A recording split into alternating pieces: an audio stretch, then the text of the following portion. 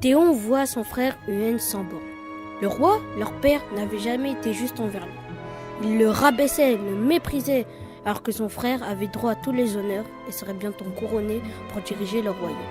Depuis longtemps, Théon s'était retiré dans les sondes souterrains du château et y vivait reclus. Il consacrait tout son temps à de sinistres expériences de sorcellerie.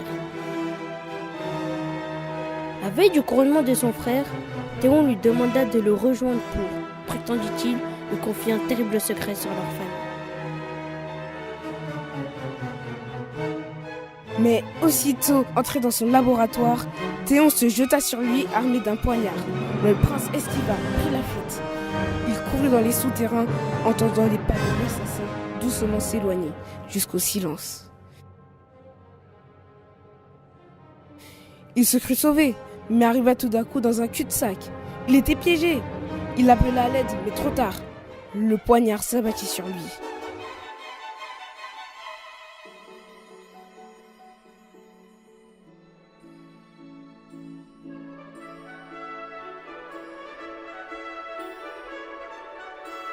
Le jour du couronnement arriva.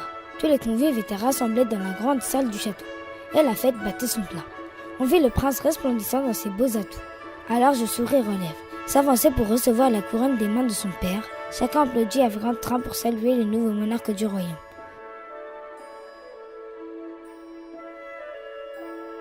Théon rit intérieurement.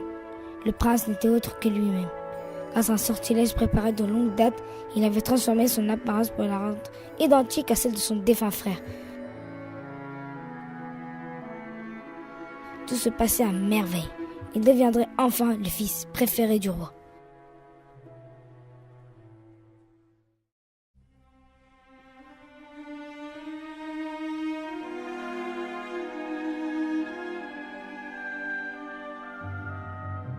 La fête s'éternisait. Et Théon sentit une terrible fatigue l'envahir. Sa peau se mit à le piquer, sa tête lui tournait. Alarmé, il se regarda dans un miroir et découvrit, horrifié, que son apparence changeait. Son sortilège, trop instable, était en train de le trahir. Le roi le reconnut, comprit tout et ordonna qu'on s'empare de lui. Théon voulut fuir, mais, pris dans la cohue, reçut un coup de lance de l'un des gardes. Le sang coulait abondamment. En agonisant, il réclama son père et, dans un dernier souffle, lui demanda pardon. S'il avait commis ce crime odieux, ce n'était ni pour l'or, ni pour la gloire, mais simplement pour être aimé.